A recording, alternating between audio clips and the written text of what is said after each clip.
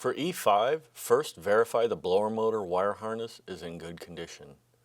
Next, clear away any dirt and debris in the blower and verify that the blower wheel can move freely.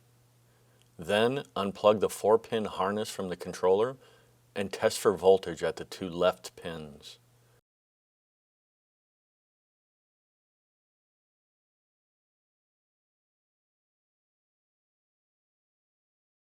If there is voltage, replace the blower motor. If there isn't, replace the controller.